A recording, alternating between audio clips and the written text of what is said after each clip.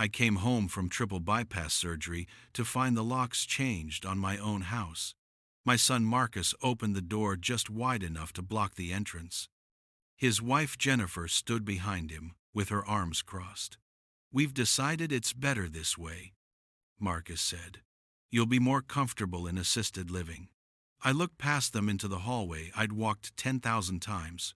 New paint, different furniture. My furniture was gone. "This is my house," I said. Marcus shook his head. "Actually, Dad, we need to talk about that." Jennifer's smile was thin as paper. I should have seen it coming. But when you trust your own blood, you don't look for knives.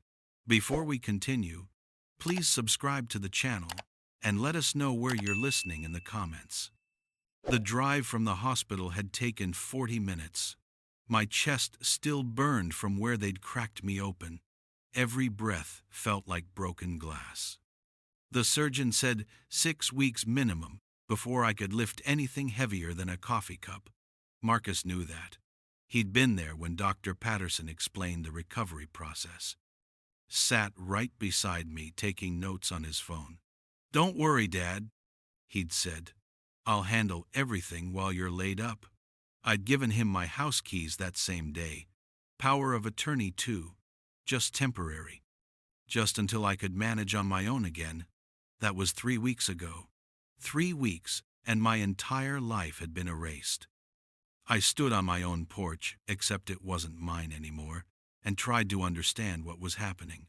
The azaleas I'd planted were gone, replaced with ornamental grasses I'd never seen before. The porch swing where Martha and I used to watch storms roll in had vanished. A modern bench sat in its place. Clean lines, cold metal, nothing like home. "Where's my stuff?" I asked. My voice came out rougher than I intended. "Pain does that." Marcus glanced at Jennifer. She nodded slightly. "Most of it's in storage," he said. "Some we donated. Dad, you had so much junk. 40 years of clutter. It wasn't healthy. Junk." He called it junk. The rocking chair I'd built when he was born. Martha's china cabinet. The photo albums documenting every birthday, every Christmas, every milestone of his life. Junk. "I want my things back," I said. "I want to come inside." Jennifer stepped forward then. Her perfume hit me like a wall. Something expensive that probably cost more than my monthly utilities. "Richard," she said, using that voice people use with children and dogs, "we've made arrangements.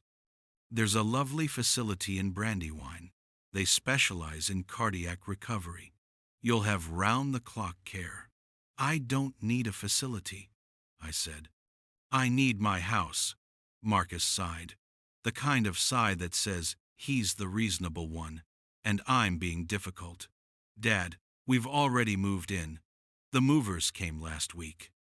We gave up our apartment. Jennifer's pregnant. We need the space." That stopped me. Pregnant. I was going to be a grandfather. Should have been the best news of my life. Instead, it felt like a weapon. "Congratulations," I managed. "That's wonderful. But this is still my house." "Actually," Jennifer said, and her voice went sharp, "Marcus explained it to me. You put the house in his name 5 years ago, for tax purposes. Remember?" I did remember. My accountant suggested it. Said it would protect the property from estate taxes down the road, make the inheritance cleaner. Marcus was my only child, my only family after Martha passed. Why wouldn't I trust him?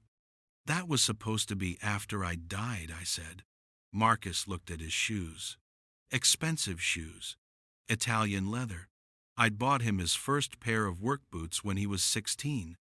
Taught him how to change a tire, how to balance a checkbook, how to be a man who keeps his word. "The house is legally mine now, Dad. That's just the reality." We talked to a lawyer. You talked to a lawyer. I repeated it because my brain couldn't quite process the words. My son had consulted a lawyer about stealing my house. We prefer to think of it as planning ahead, Jennifer said. You're 72. You just had major surgery. What if something happens? What if you fall? What if you have another cardiac event? We'd feel terrible if you were all alone out here. So you locked me out for my own good. Yes, she said. No hesitation, like she actually believed it. Marcus finally looked at me. Dad, please don't make this harder than it has to be. We've set everything up. The facility has an opening. You can move in today. They're expecting you. I felt something shift in my chest. Not physical, deeper than that. The place where you keep your faith in people, in family, in the basic decency you assume exists in the world. That place cracked wider than my sternum. I paid off this house in 1998, I said quietly. 26 years of mortgage payments, every month. Never late once, not even when your mother got sick.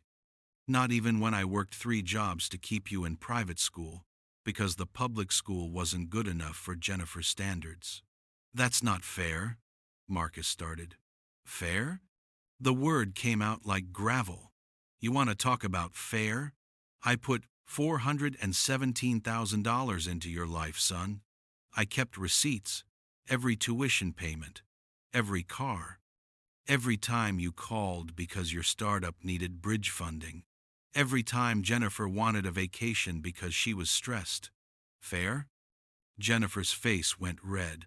How dare you throw money in our faces? That's what parents do. That's your job. My job, I said, was to raise you right, teach you honor, teach you that you don't abandon people who need you. Apparently, I failed. Marcus stepped back. For just a second, I saw something in his face. Shame, maybe, or the memory of shame. Then Jennifer put her hand on his arm and it vanished. We're not abandoning you, Marcus said, but his voice was hollow. We're making sure you're taken care of by throwing me out of my home. It's not your home anymore, Dad. Legally. I'm sorry, but that's the truth. The truth. I looked at my son, really looked at him, and saw a stranger. 6'2", broad shoulders, my chin, Martha's eyes, but nothing inside I recognized. Where are my clothes? I asked. Your personal items are already at Brandywine Gardens, Jennifer said. She pulled out her phone, started typing. I'm texting you the address now. They're really very nice, Richard. Private rooms, restaurant-style dining. You'll make friends. I don't want friends. I want my house. Well, she said, and her smile could have cut glass. We can't always get what we want, can we? She pulled the door closed. Not quite a slam. Just enough force to make the point. I heard the deadbolt slide home. My deadbolt, the one I'd installed myself 20 years ago. I stood there for maybe 5 minutes. The pain in my chest spread to my arms, radiated down to my fingertips. Dr. Patterson said stress was the enemy right now. Said I needed calm, needed rest, needed to avoid anything that could spike my blood pressure. I walked back to my truck. Every step felt like I was dragging an anchor. The hospice had lent me a walker, but Marcus hadn't left it on the porch. Probably already donated it. I climbed into the driver's seat, sat there breathing, just breathing. My phone buzzed. The text from Jennifer, Brandywine Gardens. An address 40 minutes away in the opposite direction. Below it, another message. They're expecting you by 4 p.m. for intake. Don't be difficult. Don't be difficult. Like I was a child having a tantrum instead of a man who'd just been robbed blind by his own blood. I didn't start the engine. Not yet. Instead, I sat there and did something I hadn't done since Martha's funeral. I cried. Not loud. Not dramatic. Just quiet tears that felt like they were coming from somewhere so deep I'd forgotten it existed. 72 years old, and I was homeless. My son had made sure of that. The same son I'd walk to school every morning until he was 10 because he was scared of the crossing guard. The same son who'd called me crying at 2 a.m. when his first business failed, and I'd wired him $20,000 by dawn. The same son who'd promised at Martha's deathbed that he'd look after me. "Don't worry, Mom," he'd said, holding her hand. "I'll take care of Dad. Always." Always lasted 7 years. The sun was starting to drop. October in Virginia means early darkness, cold nights. I'd packed nothing for the hospital. Marcus was supposed to bring me home, supposed to have everything ready, soup in the fridge maybe, clean sheets, the basics. Instead, he'd packed my entire life into storage and sold me out for square footage. My phone rang. "Marcus." I let it go to voicemail. It rang again and again. By the 5th call, I answered. "What? Dad, please. You're making this so much harder than it needs to be. Just go to Brandywine. Give it a chance. If you hate it, after a month, we'll figure something else out." "Something else out," I repeated. "What's something else? An alley? A shelter?" "Don't be dramatic. We're trying to help you." "Marcus," I said. Quiet. Calm. "Do you remember when you were 9 and you broke Mr. Hendrick's window playing baseball?" Silence. "I paid for that window. $240. You remember what I told you?" "Dad, I told you that a man owns his mistakes. A man doesn't run. A man doesn't hide behind excuses. A man stands up and makes things right." More silence. Then Jennifer's voice in the background, muffled, angry. "Dad, I have to go. Please just go to the facility. We can talk more later."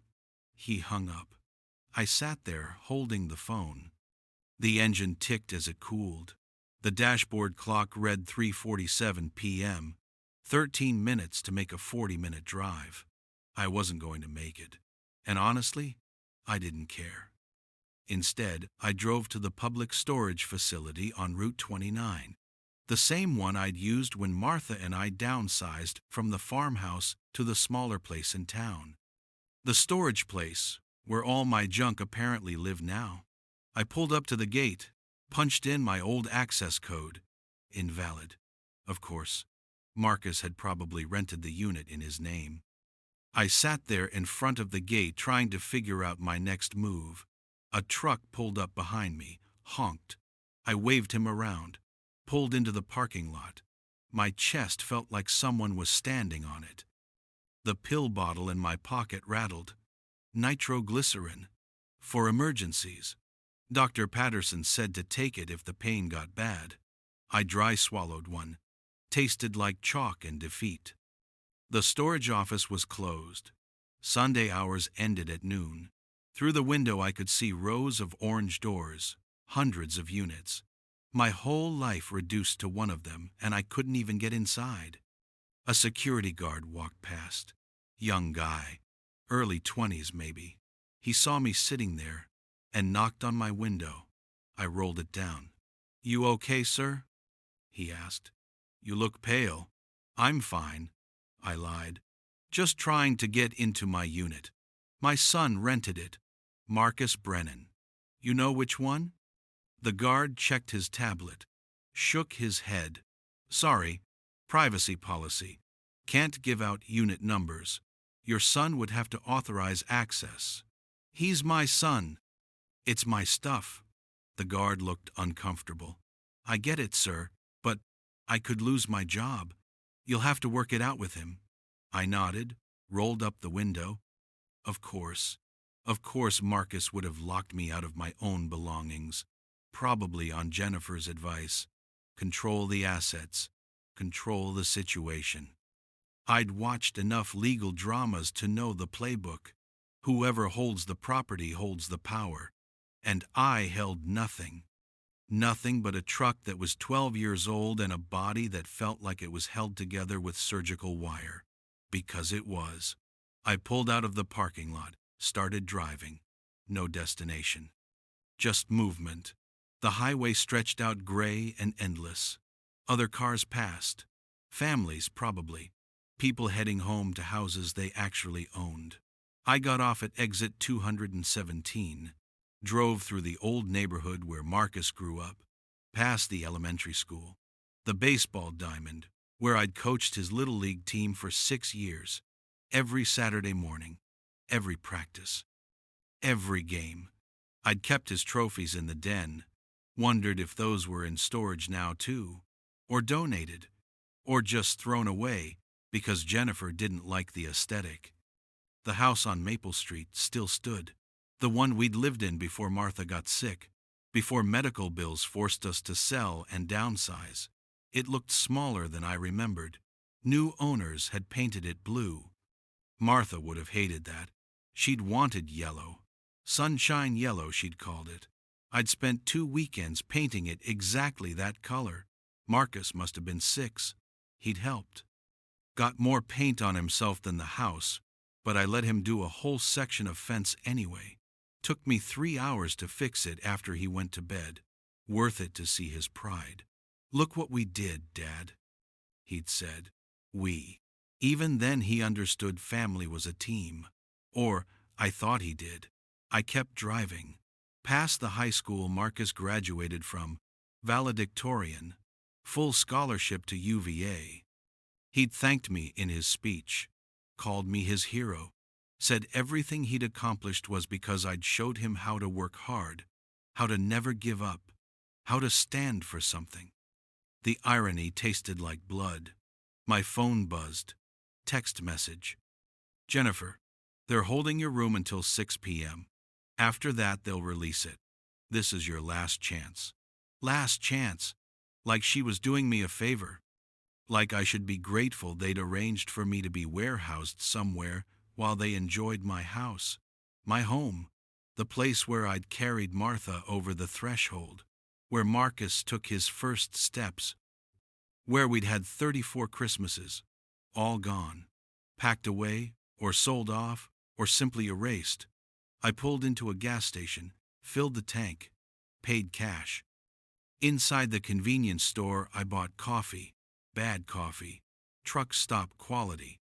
The kid behind the counter looked at me funny, probably because my hospital bracelet was still on.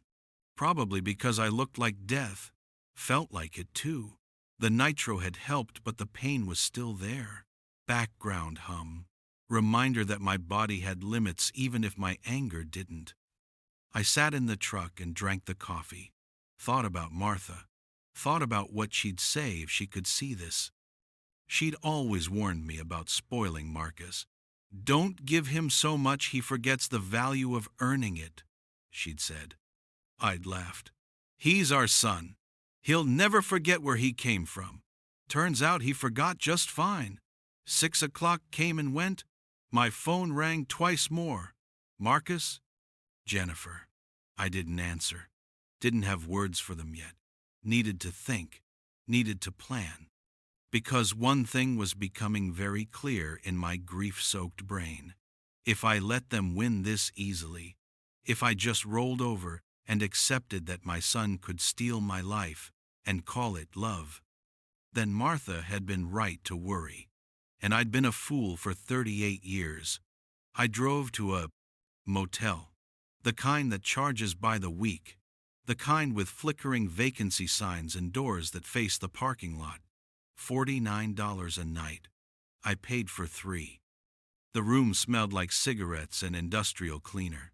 The bed was hard. The TV got 4 channels. It was the opposite of home in every way. Perfect. I lay there in the dark and made a list in my head. Everything I could remember about the house transfer, the documents I'd signed, the lawyer who'd handled it, my accountant, Tom, who'd suggested the whole thing. I needed to know exactly what legal ground Marcus was standing on. Needed to know if he'd actually stolen my house, or if I'd been dumb enough to gift wrap it for him. Either way, I wasn't going to Brandywine Gardens. Wasn't going to fade away in some facility while my son and his wife played house with my memories. Martha hadn't raised a quitter, and neither had I. The pain in my chest settled into something familiar, something I could work with, not comfortable, but mine, under my control. I took another nitro, closed my eyes. When I opened them again, it was morning, and I had a plan. First stop was Tom's office, my accountant for 23 years. If anyone could explain what I'd actually signed, it was him. I arrived at 8:15 a.m. His receptionist looked surprised to see me. "Richard, I thought you were in recovery." "I am," I said, "recovering all kinds of things." "Is Tom in?" She buzzed him. 2 minutes later, I was sitting across from his desk. Same desk where we'd planned my retirement, where we'd gone over Martha's estate, where Tom had suggested putting the house in Marcus's name. "Walk me through it again," I said. "The house transfer. Every detail." Tom pulled up the file, started explaining tax implications, estate reduction, capital gains exemptions, all the technical reasons. It made sense. "But legally," I interrupted, "who owns it?" Tom hesitated. "On paper, Marcus. You deeded it to him in 2019. Clean transfer. Can I reverse it?" "Not without his consent. It's his property now." The words hit like a fist. His property. Did I sign anything that said he couldn't kick me out? Tom went quiet. Scrolled through the documents. Shook his head. There's no life estate clause. No residency protection. "Richard, what's going on?" I told him. Watched his face change from confusion to horror. "Jesus," he said finally. "I never thought Marcus always seemed so—" "Yeah," I said. "Me neither." Tom leaned back, rubbed his face. "I'm sorry, Richard. If I'd known there was any chance he'd do this, I never would have suggested it. But legally, I don't think you have recourse. The house is his." We sat there in silence. The clock on his wall ticked. Each second felt like a nail in a coffin. "What about the furniture?" I asked. "My personal property." "He can't just take that." "He can if it was in the house when he took possession. Unless you have receipts proving separate ownership, it's considered part of the property." "Even Martha's things?" Tom nodded. "Even those. I'm sorry." I stood up. My legs felt weak, but I stayed upright. "Thanks for your time, Tom." "Richard, wait. There might be another angle. If you can prove elder abuse, exploitation. The courts take that seriously." "I'm not elderly," I said. "I'm just stupid." I walked out before he could respond. Next stop was the bank, First National, where I'd had my accounts for 40 years, where every paycheck had been deposited, where the mortgage payments had come from. The branch manager knew me by name. "Mr. Brennan," she said, "what can I do for you?" "I need to see my account activity. Everything from the last 6 months." She pulled it up. We went through it together. Normal stuff mostly. My pension deposit, Social Security, utilities. Then I saw them. Transfers. 20,000 in July, 15,000 in August, 32,000 in September. All to Marcus's account. "I didn't authorize these," I said. The manager zoomed in. "These are all signed with your digital authorization code. The one on your phone." My phone, that Marcus had set up for me after Martha died, because I wasn't good with technology, because he wanted to help. "Can you reverse them?" She shook her head. "Not after this much time, and not if they're properly authorized." $77,000. Gone. Transferred while I was weak. While I was grieving. While I was trusting my son to handle things because my wife had just died and I couldn't think straight. "There's more," I said. "I want to see everything. Every account, including the savings." Her expression changed. Mr. Brennan, your savings account was closed in August. The room tilted. What? Closed. By joint account holder, Marcus Brennan. The funds were transferred to an account in his name. How much? $143,000. I couldn't breathe. Not from the surgery this time. From pure rage. That was Martha's money. Her life insurance. The policy she'd kept for 30 years so I'd be taken care of. So I'd never worry. Marcus had taken it all. Every penny. I want to file fraud charges, I said. The manager looked miserable. Mr. Brennan. He was listed as joint holder. You added him after your wife passed. The transfer was legal. Legal. That word again. The word that meant my son could rob me blind and call it financial planning. I stood up, walked out, sat in my truck. My hands were shaking.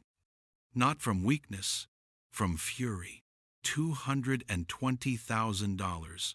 Plus the house, plus my furniture, plus Martha's china and photos and every physical reminder that I'd ever had a life. Gone. All of it. And Marcus had done it slowly, carefully. Transferred the money while I was broken. Changed the locks while I was split open on an operating table. Threw me out while I was too weak to fight back. It wasn't just theft. It was calculated, premeditated. Jennifer's influence, probably. But Marcus had made the choice. Had looked at his father and seen nothing but an asset to liquidate. I drove back to the motel, lay on the bed, stared at the ceiling. The water-stained tiles reminded me of clouds. Martha used to point out shapes in clouds. Show me dragons and castles and faces. I saw nothing now, just stains, just damage. My phone rang. Marcus again. This time I answered, "What? Dad? Where are you?" The facility called. "You never showed up. We're worried." "Are you?" "Of course we are." "Dad, please, talk to me." "Okay," I said.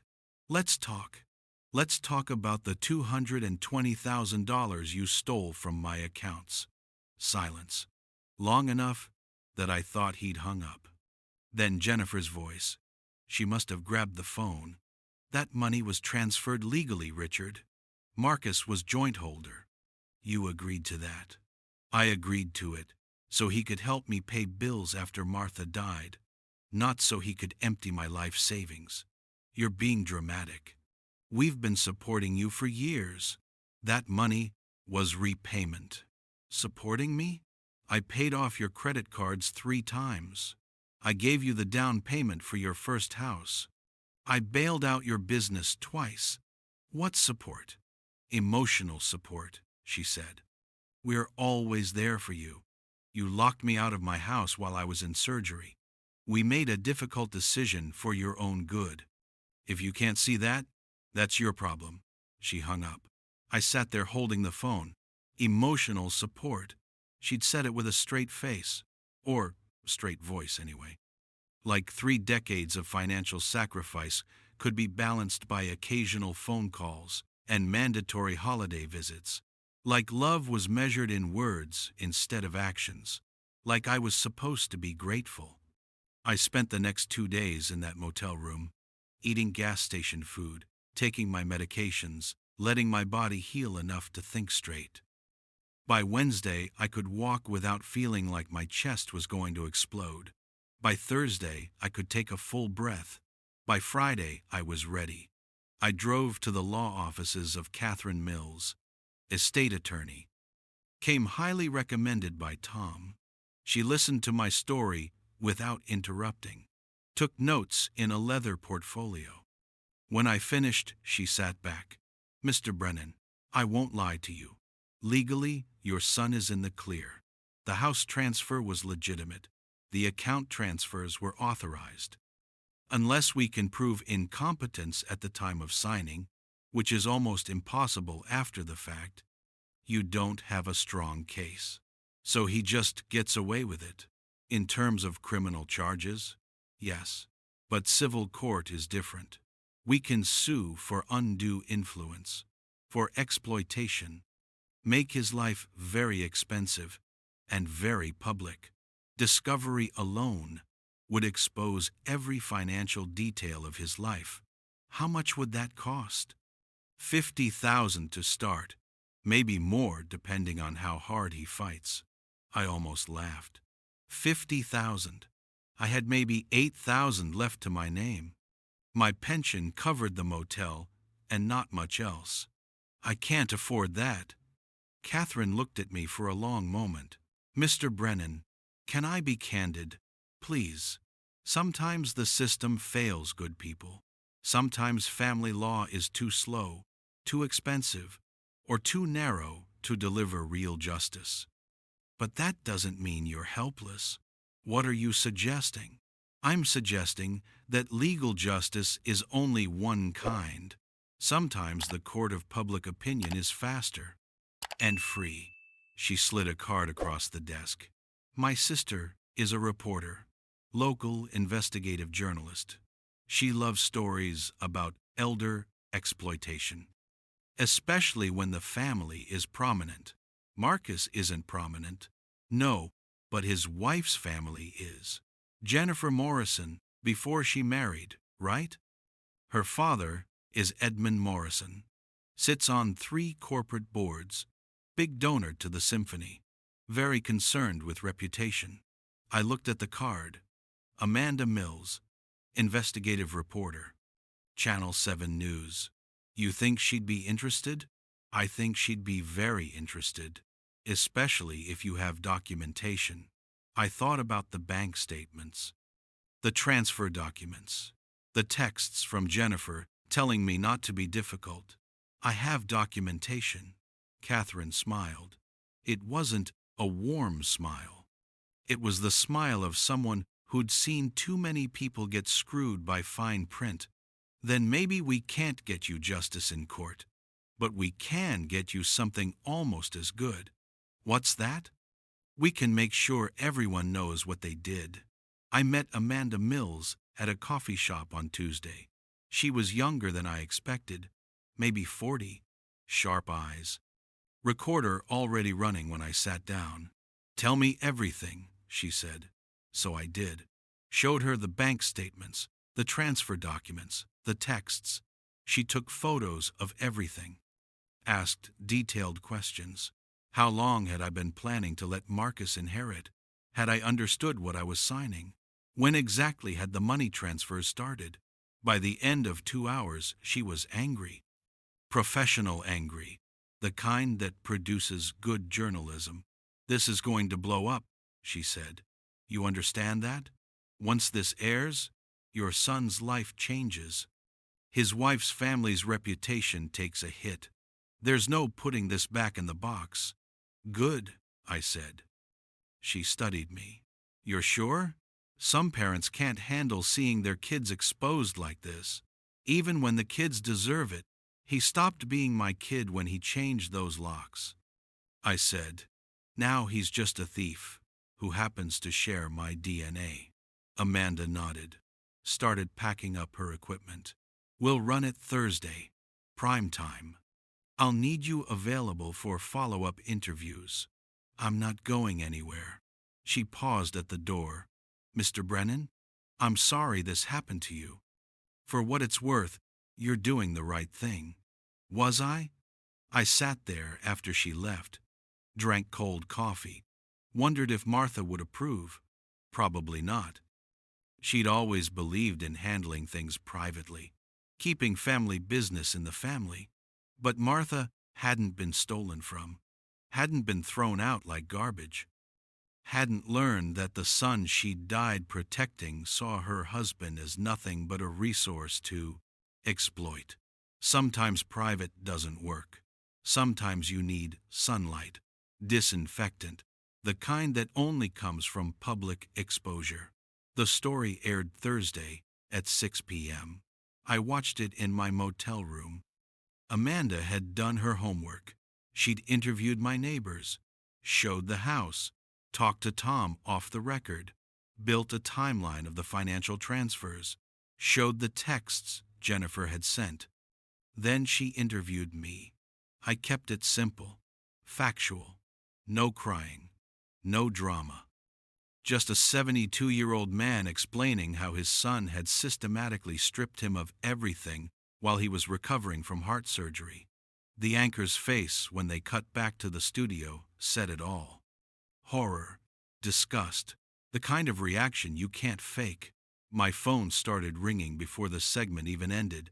I let it ring. By 7 p.m. I had 32 missed calls.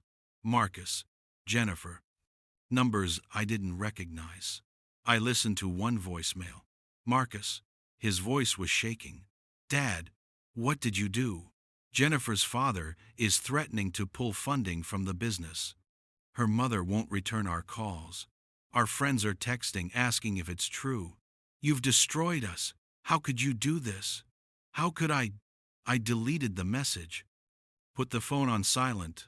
Lay back on the bed and felt something I hadn't felt in weeks. Not happiness exactly. More like equilibrium. The scales balancing.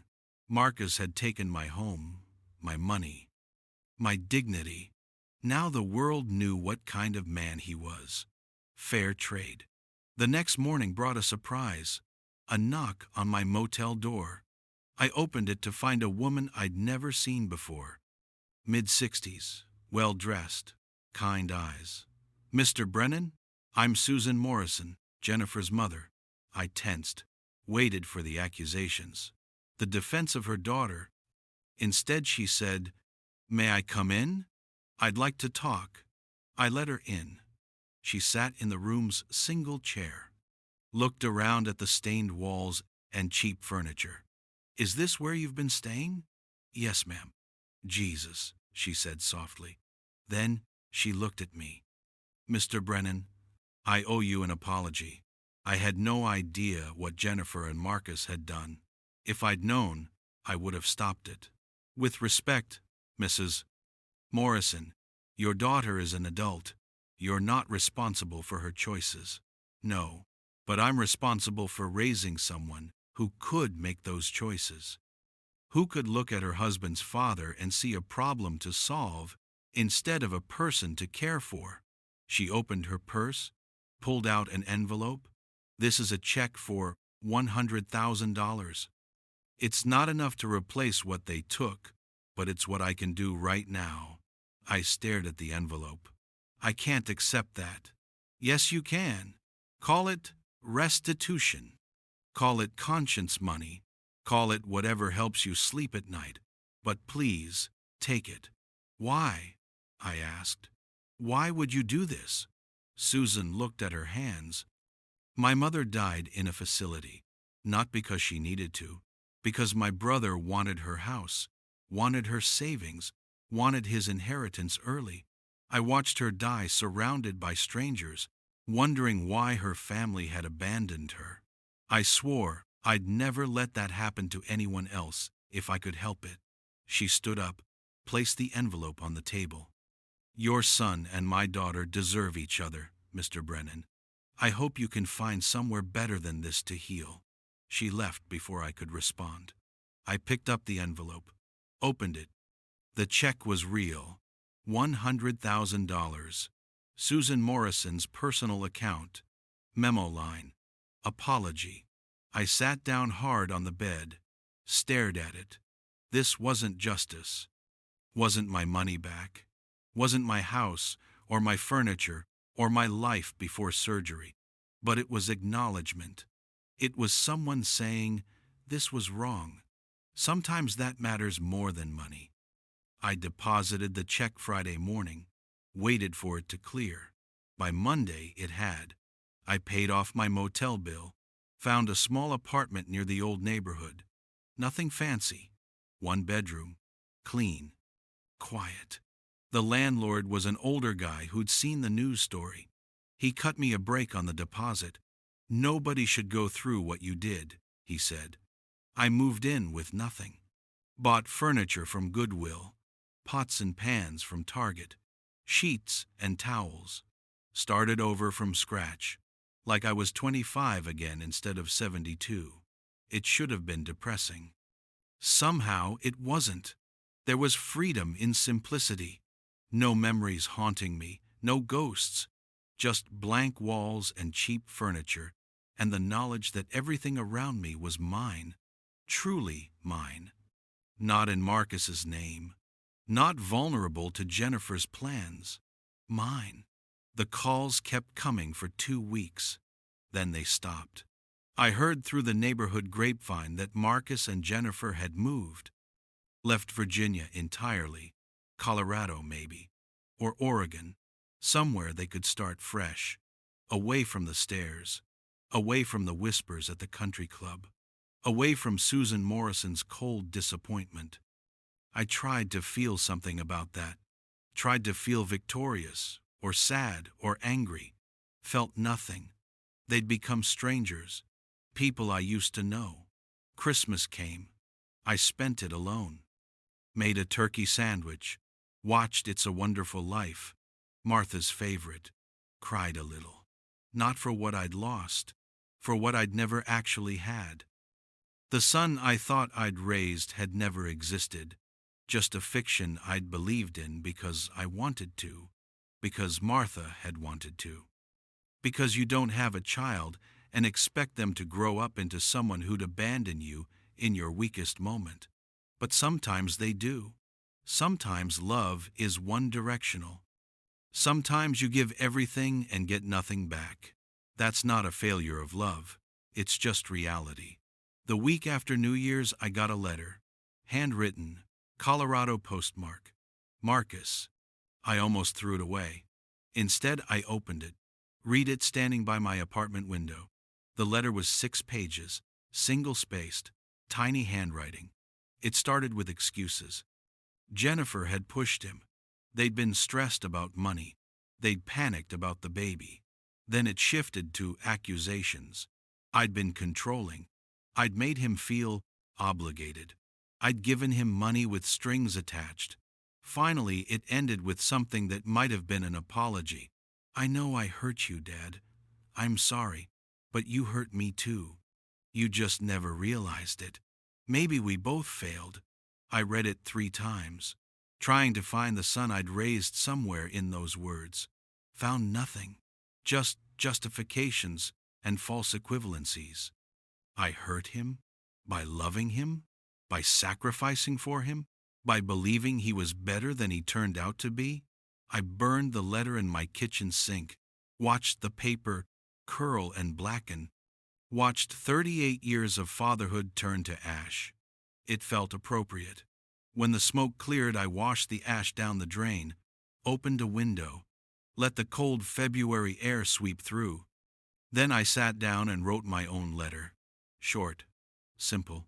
Marcus, I forgive you. Not because you deserve it, not because you've earned it, but because carrying anger is like carrying stones. Eventually, you get tired. Eventually, you need to put them down. I'm putting mine down now. I don't expect a relationship. Don't expect reconciliation. Don't expect anything. I just wanted you to know that I'm done being angry. I'm done hurting. I'm done with all of it. You can live your life. I'll live mine. Maybe someday you'll understand what you threw away. Maybe you won't. Either way, it's not my problem anymore.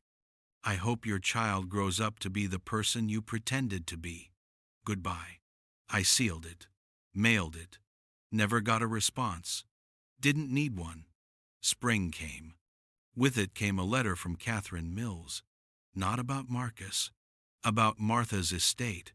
Turned out there was a small life insurance policy I'd forgotten about. $28,000. Not much, but enough. I took that money and did something Martha would have approved of. Set up a scholarship fund.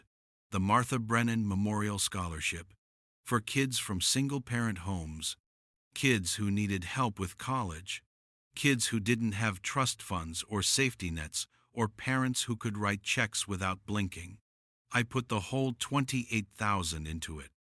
Then I contacted Susan Morrison, told her about the fund. She matched it. $60,000 total. Enough for 2 full scholarships a year. Enough to make a difference. Martha would love this, Susan said when we met to finalize the paperwork. She would, I agreed. She always said the best revenge is living well. But I think she'd say the best legacy is helping others live well too. The first scholarship went to a girl named Sarah, 17. Mother worked 2 jobs. Father was gone. Sarah wanted to be a nurse. Couldn't afford it. Now she could.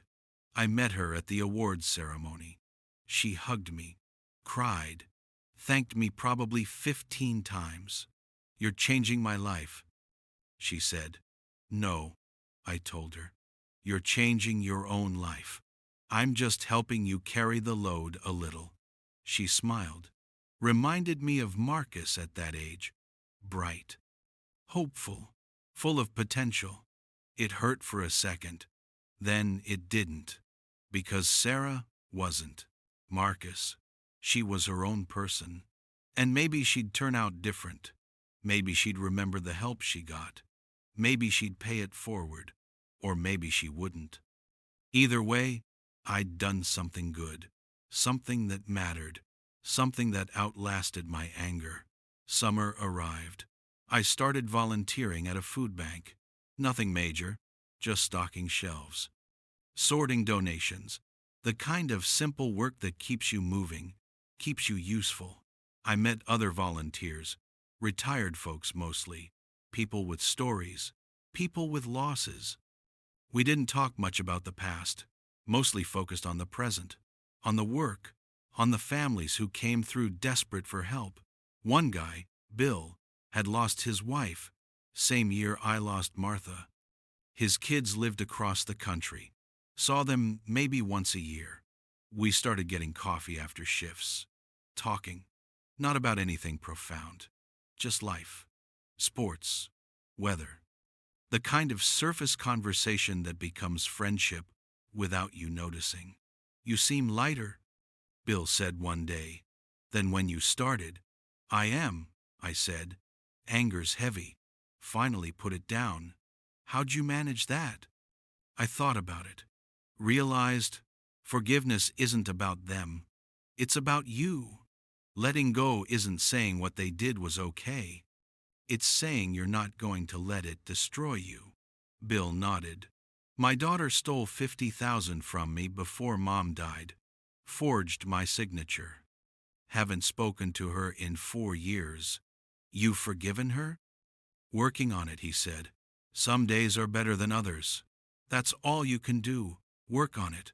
We sat there drinking bad coffee, 2 old men comparing wounds, finding comfort in shared damage. Maybe that's what community is. Not people who have it all together. People who are falling apart in similar ways. People who understand that life breaks everyone eventually. The question is what you do after. Do you stay broken? Do you let the fracture define you? Or do you patch yourself together and keep going? I chose the latter. Not because I'm strong. Because the alternative was unacceptable. Fall came around again. A year since the surgery. A year since Marcus changed those locks. I drove past the house one day. Couldn't help myself. Needed to see it. For sale sign in the yard. I pulled over. Sat there looking at it. Someone had painted it gray. The azaleas were back. Different ones. The porch swing had returned. Not mine. A new one. It looked nice. Well maintained. Like a house someone loved. I wondered if they'd struggled with the mortgage. If Jennifer's family had cut them off financially like threatened. If the baby had arrived healthy. If Marcus ever thought about his father living in a small apartment across town. If guilt kept him up at night. Probably not. People like Marcus justify their actions until they believe their own stories. Until they're the victim. Until everything they did was necessary, reasonable. Anyone would have done the same. I didn't hate him anymore. Didn't love him either. He was just someone I used to know. Someone who'd taught me a valuable lesson about trust. about the difference between obligation and love, about the danger of assuming blood means loyalty. Martha used to say family was everything. She was wrong. Family was the people who chose you, who showed up, who stayed. Blood was just biology. Marcus and I shared DNA. But Tom, my accountant who still called to check on me, Bill from the food bank who'd helped me move into my apartment, Sarah who sent me updates about nursing school, Susan Morrison who called every month to see how I was doing. They were family. The real kind, the chosen kind. I drove away from the house, didn't look back. Let someone else make memories there. Let the walls absorb different laughter, different arguments, different stories. My story with that house was over. My story with Marcus was over. And that was okay. Not everything needs resolution. Not every relationship needs saving. Sometimes the best ending is just an ending. Clean. Final. No ambiguity. I got back to my apartment. Small. Quiet. Mine. Made dinner. Chicken and rice. Nothing fancy. Ate it watching the news. Washed my dishes. Took my medications. The routine of survival. The simple acts that add up to a life. It wasn't the life I'd planned. Wasn't the golden retirement with grandchildren and family dinners and someone to leave my home to. But it was a life. An honest one. Free of performance. Free of pretense. Free of the exhausting work of loving people who didn't love you back. That night I slept without nightmares. Woke up without anger. Made coffee. Watched the sunrise. Thought about Martha. About what she'd think of everything that happened. She'd be heartbroken about Marcus. Probably blame herself somehow. Wonder what she did wrong. I'd tell her she did nothing wrong. That some people are just broken in ways you can't fix. In ways that only show up when the stakes get real. When comfort conflicts with conscience. When love becomes inconvenient. We'd raised a son. Done our best. He'd made his choices. Not our failure. His. Some truths are simple, even when they hurt. I thought about the scholarship. About Sarah starting her second year. About the new student who'd received funding this year. David wanted to be a teacher. First in his family to go to college. The world didn't owe me anything. I didn't owe it anything either. But leaving it slightly better felt right. Felt like purpose. Martha understood purpose. She'd volunteered at the library for 15 years. Not for recognition. Not for thanks. Just because books mattered to her. Because helping kids discover reading mattered. I'd thought my purpose was Marcus. Turned out it wasn't. Turned out purpose could be smaller. Simpler. More diffuse. Turned out you could matter without mattering to everyone. Could make a difference without changing the world. Could leave a mark without leaving everything to someone who'd just erase it. Bill called around noon. Coffee? Sure. We met at the diner. Usual spot. He looked tired. Daughter called, he said. First time in 4 years. What'd she say? That she was sorry. That she'd been in therapy. That she wanted to make amends. You believe her? Bill shrugged. Don't know. Don't know if it matters. She can't give back the time. Can't undo what she did. So what'd you tell her? Told her I'd think about it. Told her sorry was a start but not an ending. Told her if she wanted a relationship, she'd have to earn it. Not with words. With actions. Good answer. Maybe. Or maybe I'm just a stubborn old man who can't let go. Maybe both. I said. Maybe that's okay. We drank our coffee. Talked about other things. The food bank needed volunteers for Thanksgiving. Bill's doctor wanted him to start physical therapy for his knee. Normal things. The fabric of ordinary life. After lunch, I walked through the park. Kids on the playground. Parents watching. Normal families doing normal things. I felt something watching them. Not jealousy, not bitterness, something softer, acceptance maybe, understanding that my path was different, that different didn't mean wrong, that the life I'd imagined wasn't the only life worth living. Marcus took my house, my money, my memories, but he couldn't take my ability to start over, couldn't take my resilience, couldn't take the years of experience that taught me how to survive, how to adapt, how to build something from nothing. He'd forgotten I'd done it before. Came from nothing, built a life through work and will. He thought taking my things would break me. Thought I was too old, too weak, too dependent. He was wrong. Evening came. I made dinner. Called Susan. We'd become friends over the months. Strange friendship, built on shared disappointment in our children. Shared determination not to let that disappointment poison everything else. "How are you?" she asked. "Good," I said, and meant it. "Really good. I'm glad. You sound different than when we first met." "I feel different. Lighter. I'm proud of you, Richard. Not many people could go through what you did and come out the other side intact." "Intact is a strong word. Maybe just functional," she laughed. "Functional is underrated. Edmund and I are separating, by the way. That surprised me. I'm sorry. Don't be. Should have done it years ago. Turns out when you stop pretending everything's fine, you realize how not fine it's been. Jennifer learned her values somewhere. Time I stopped enabling the source. We talked for another hour. About everything. Nothing. The way friends do. When we hung up, I realized I was smiling.